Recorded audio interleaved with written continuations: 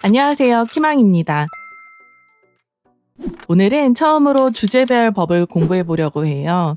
아동학대 관련법 특별 강의로 준비물은 올해 개정된 재법이군과 톡톡이고 재법이군에서 아동학대 및 실종 관련법 챕터를 펼쳐주세요. 오늘 강의의 내용은 재법이군의 아동학대 및 실종 관련법 챕터에 모두 포함된 내용으로 이 챕터를 한번 읽고 예습하고 오시면 강의를 듣는데 더 수월하실 거예요.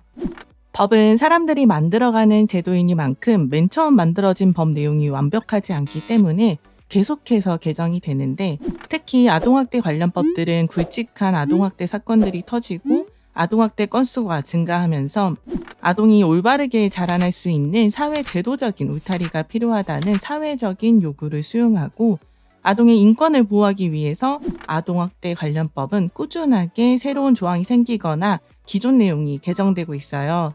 내용이 자주 바뀌는 편이기 때문에 특히 더 개정 내용이 있는지 매년 확인해야 하는 파트입니다. 예전엔 기출문제로 아동학대 관련 정의를 주고 쉽게 용어만 쓰는 문제가 출제됐다면, 최근에는 새롭게 생긴 아동학대 업무를 수행하는 기관의 명칭이나 구체적인 아동학대 신고 절차 순서를 물어보는 등 점차 교사가 아동학대 신고 절차를 제대로 이해하고 있는지를 묻는 문제들이 출제되고 있어요. 그래서 이번 강의는 기본적인 아동학대 관련 정의부터 아동학대 신고 절차까지 알아보는 강의가 될 거예요. 그럼 이제 아동학대 관련법 강의를 시작합니다. 자, 첫 번째 정의를 살펴볼게요. 아동복지법 제3조 정의 조항에는 아동학대의 정의가 있습니다. 아동학대란 보호자를 포함한 성인이 아동의 건강 또는 복지를 해치거나 정상적인 발달을 저해할 수 있는 신체적, 정신적, 성적 폭력이나 가혹행위를 하거나 유기하거나 방임하는 것을 말합니다. 그리고 아동복지법에서는 아동학대를 포함해서 아동에게 하지 말아야 할 행위를 정해두었는데, 이 내용은 제17조 금지행위 조항에 명시되어 있습니다. 금지행위를 하나씩 살펴보면 아동을 매매하거나 아동에게 음란한 행위를 시키거나 성적 수치심을 주는 성희롱 등의 성적 학대 행위, 아동의 신체에 손상을 주거나 신체의 건강 및 발달을 해치는 신체적 학대 행위, 아동의 정신건강 및 발달에 해를 끼치는 정서적 학대 행위, 그리고 아동을 유기하거나 기본적인 보호나 양육, 치료, 교육을 소홀히 하는 방임을 포함해서 11개 번호에 해당하는 금지 항목이 구체적으로 명시가 되어 있습니다. 여기서 재법이군 사이드에 있는 방임의 유형을 좀 더 살펴볼게요. 기본적인 의식주를 제공하지 않거나 위험한 상황에 방치를 하는 물리적 방임이 있고, 그리고 정당한 사유 없이 의무 교육을 제공하지 않고 학교나 유치원을 무단 결석하게 하는 교육적 방임, 마지막으로 필요한 의료적 처치를 거부하는 의료적 방임 등이 방임 행위에 포함됩니다. 두 번째로 살펴볼 내용은 바로 기관입니다. 아동학대를 예방하고 피해 아동을 돕기 위해서 아동학대와 관련된 여러 기관들이 설립되었는데, 그중 두 곳의 기관의 역할과 설립 목적을 알아볼게요. 첫 번째 기관은 바로 아동권리보장원입니다. 아동권리보장원은 아동학대 건수가 매년 증가하면서 아동학대 예방과 피해 아동을 돕기 위해서 설립된 기관으로 2019년 7월에 출범하였으며, 아동학대 이외에도 국가의 중장기적인 아동정책 수립과 평가, 아동권리 실현을 위해서 다양한 기능을 수행합니다. 아동권리보장원이 아동학대 관련 정책과 같이 국가 차원에서 설립된 기관이라면, 두 번째 기관은 지역 차원에서 설립된 아동보호 전문기관입니다. 아동보호 전문기관은 실제 아동학대 사건이 발생했을 때 피해 아동을 보호하거나 치료하거나 아동학대 예방을 위한 교육자료를 만들고 홍보하는 것과 같이 생활과 직접 닿아 있는 실제적인 업무를 처리합니다. 아동권리보장원은 국가 차원의 중앙기관이라서 서울 한 곳에 위치하며, 아동보호 전문기관은 지역 차원에서 설립됐기 때문에 각 지역마다 배치되어 있습니다. 세 번째, 아동학대 예방을 살펴볼게요. 아동학대가 벌어지고 나서 신고하는 것도 중요하지만 아동학대가 발생하지 않도록 다양한 정책과 장치로 예방하는 것이 최우선이겠죠. 정책적으로 아동학대를 예방하기 위한 내용을 살펴보면 아동복지법 제22조에 근거해서 국가와 지방자치단체가 아동학대 예방과 방지를 위해서 각종 정책을 수립하고 이를 시행하며 아동학대 예방과 방지를 위한 교육, 홍보 및 실태 조사를 해야 하고 아동학대 신고 체계를 구축해서 운영해야 합니다. 특히 지방자치단체의 장은 아동학대를 예방하고 수시로 신고를 받을 수 있도록 매일 24시간 동안 운영하는 번호 112의 긴급전화를 반드시 설치해야 합니다. 방금 아동학대 예방과 방지를 위해서 국가가 아동학대에 대한 교육을 시행한다고 했죠. 예전엔 애들은 맞아야 말을 듣는다는 이유로 아무렇지도 않게 체벌을 했던 과거에 비하면 현재는 아동학대와 관련된 다양한 교육으로 인해서 국민들의 의식 수준이 높아졌어요. 그만큼 교육은 중요해요. 우리는 유아교육을 공부하는 사람들이기 때문에 유아와 교사가 아동학대에 대한 인식을 높일 수 있는 교육이 어떻게 시행되고 있는지 각각 살펴볼게요. 먼저 아동학대가 무엇인지 유아 스스로 인지할 수 있도록 유아에게 아동학대 관련 교육을 실시해야 합니다. 그 교육 내용과 시간, 교육 방법이 두 곳에 나와 있는데 첫 번째, 아동복지법 시행령 제28조 교육기준인데 여기서 성폭력 예방교육과 아동학대 예방교육을 실시해야 하며 두 번째, 7대 학교 안전교육 중 폭력 예방 및 신변 보호 교육에 제시된 교육을 실시해야 합니다. 그리고 현장에 있는 교사도 아동학대에 대한 교육을 받아야 해요. 교사는 유아 가장 가까이에서 유아의 가정이나 주변 환경을 자세하게 볼 수 있는 사람이고 특히 아동학대 범죄의 처벌 등에 관한 특례법 제10조에 따라 아동학대 범죄를 알게 되거나 아동학대 의심이 가는 것을 발견하는 즉시 112에 신고를 해야 하는 아동학대 신고 의무자이기 때문에 아동학대 신고 의무자로서 아동학대에 대한 교육을 반드시 받아야 합니다. 아동학대 신고 의무자 교육을 보면 아동학대 예방 및 신고 의무에 관한 법령을 알아야 하고 아동학대 신고 의무자용 점검표가 무엇인지, 아동학대 발견 시 신고 방법과 피해 아동 보호 절차는 어떻게 되는지, 신고 의무자에 대한 보호가 무엇인지 교육을 받는데 유치원 교사 자격을 취득하는 취득 과정이나 보수교육 과정에서 1시간 이상 교육을 받아야 하고 이 외에도 유치원 원장은 유치원 교사를 포함한 유치원 교직원을 대상으로 매년 1시간 이상 교육을 실시해야 하죠. 오늘 강의 내용이 바로 교사들이 받는 교육 내용이기 때문에 미리 제대로 공부해 두시면 좋을 거예요. 그럼 이제 교사가 아동학대에 대해서 평소에 어떻게 대응해야 하는지 살펴볼게요. 아동학대 징후가 보이면 즉시 신고해야 하는 아동학대 신고 의무자로서 교사는 유아가 등원할 때 혹은 일상에서 아동학대 징후가 보이는지 매일 유아의 건강과 안전을 확인해야 합니다. 만약 아동학대 의심사항이 생기면 아동학대 신고 의무자를 위한 아동학대 체크리스트를 활용해서 아동학대 징후를 체크해야 합니다. 이 체크리스트는 학대 정황을 조기 발견하기 위해 제작된 것으로 1개 문항 이상 체크될 경우 아동학대를 의심해 볼 수 있습니다. 눈으로 보이는 학대 의심 징후 외에도 결석 아동이 생기면 반드시 결석 사유를 확인해야 하는데 만약 2일 이상 무단 결석을 하게 되면 전화 연락이나 가정 방문을 해야 합니다. 이때 가정 방문을 하기 위해서 사전에 보호자 동의서를 받아 두어야 하는데 그렇지만 사전에 동의서를 제출하지 않은 가정도 이때 방문할 수 있고 특히 일부러 동의서를 제출하지 않은 경우에는 학대 정황을 숨기려고 제출하지 않을 수 있잖아요. 그래서 보다 더 세밀하게 관심을 가지고 지켜봐야 합니다. 5번째, 아동학대 신고 방법을 알아볼게요. 만약 아동에게서 아동학대 의심 징후가 보이거나 체크리스트가 확인되면 신고를 해야 하는데 국번 없이 112로 전화를 걸어서 신고하거나 익명으로도 신고가 가능하고 문자 신고도 가능합니다. 그리고 보건복지부와 아동보호 전문기관이 함께 제작한 스마트폰 앱 아이지킴이콜 112를 통해서도 아동학대 신고를 할 수도 있습니다. 이때 막상 신고하려고 하니까 불이익이 생길까, 혹시 신변이 노출되지는 않을까 걱정할 수 있는데 신고자의 정보나 신변은 아동학대 처벌법 제10조의 2 불이익 조치에 따라 보호됩니다. 자, 그럼 신고하려고 할 때 어떤 내용으로 신고해야 할까요? 먼저 신고자는 자신의 이름이나 연락처를 말하고 그 다음 유아의 이름, 성별, 나이, 주소, 연락처 등을 포함한 인적사항과 유아의 현재 상황이 어떤지, 그러니까 안전한지 지금 상황에 대한 여부를 말합니다. 그리고 학대 행위자의 인적 사항, 알 수 있는 것까지 이야기를 하면 되는데 유아와의 관계가 어떤지 성별이나 나이, 주소 등을 말할 수 있으면 말하고 끝으로 어떤 학대 의심 정황이 있는지 이야기를 하면 됩니다. 아동학대 징후를 발견하거나 아동학대를 신고하기 전에 유의사항이 있어요. 가능한 한 최대한 증거 사진을 확보해야 하고 교사가 너무 놀라면 아이가 불안에 빠질 수 있기 때문에 큰일이 난 것처럼 하지 않고 평소처럼 아이를 대하고 혹여 성학대가 의심이 되면 증거를 확보하기 위해서 씻기거나 옷을 갈아입히지 않아야 해요.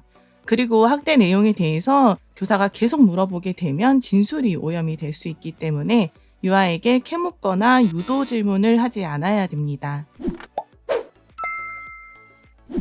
이제 실제로 아동학대가 발생했을 때 어떤 절차로 피해 아동을 보호하고 법적으로 처리를 하는지 그 과정을 알아볼게요.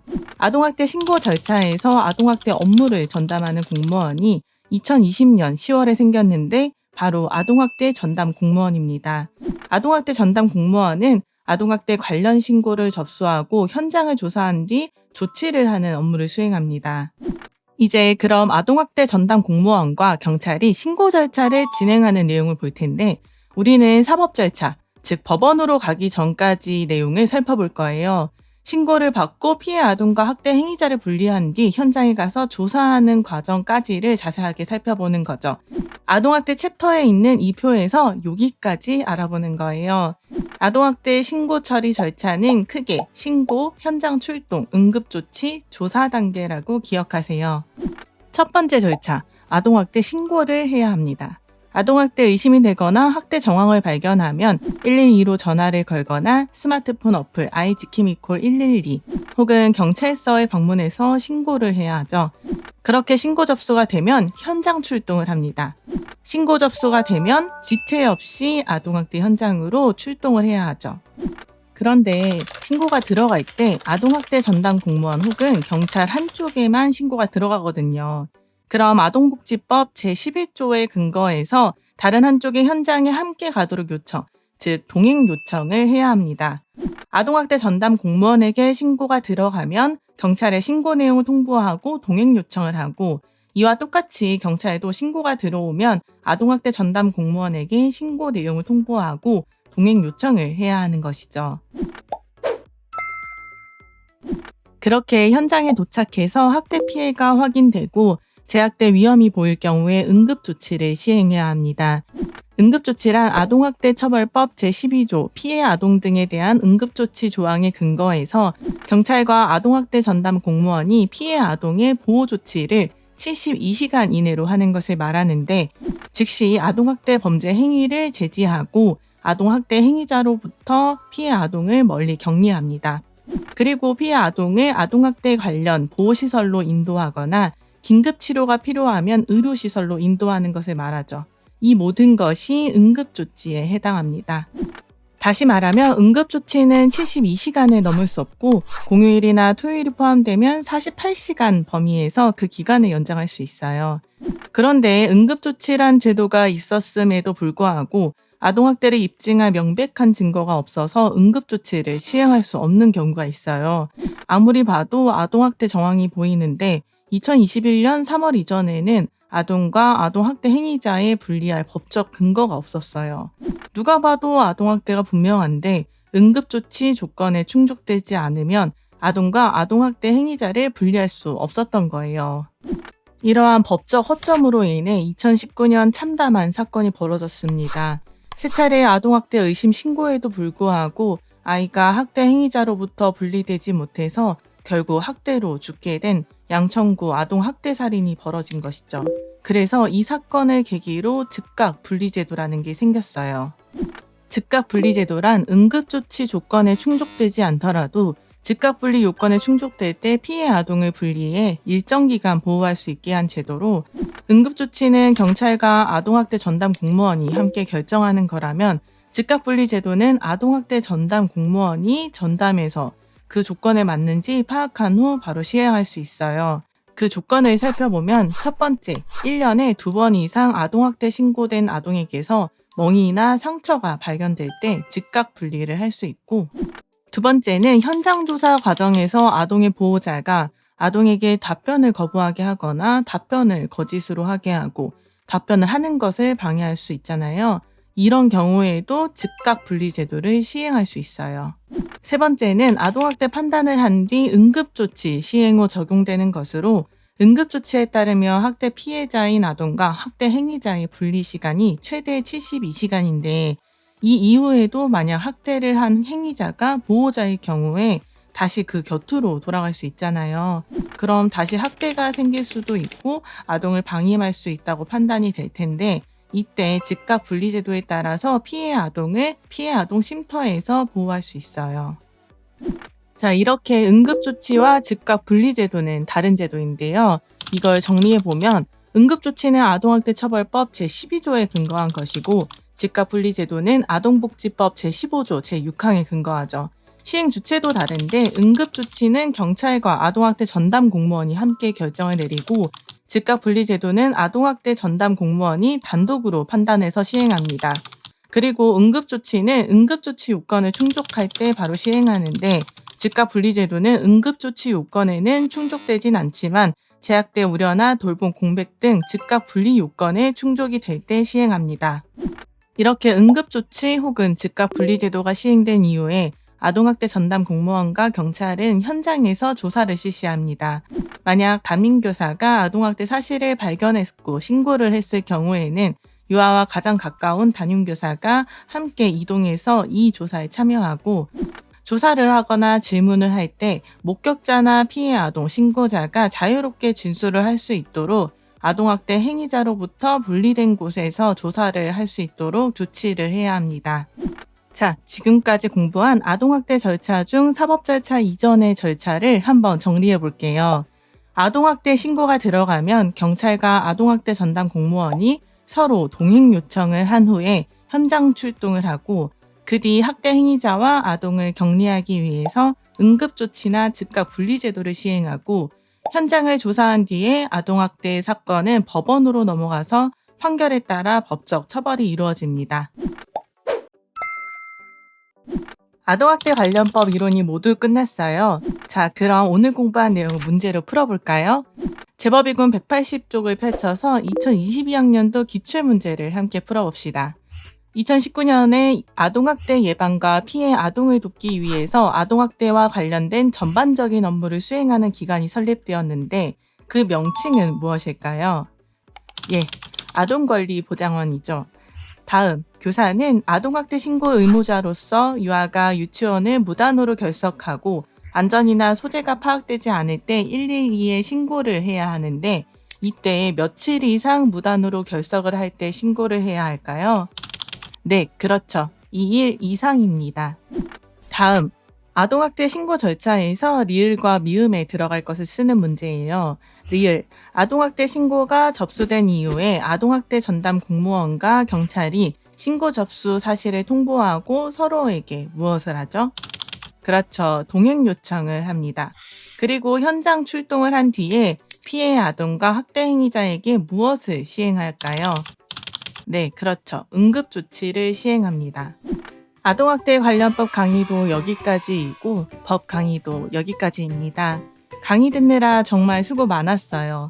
맨 처음에 유아교육법, 생활기록부까지만 다뤄보려던 강의가 이렇게 아동학대 관련법까지 이어졌네요. 지금까지의 법 내용을 공부했다면 유치원 교사가 될 사람으로 반드시 알아야 할 사항이란 생각이 들 거예요.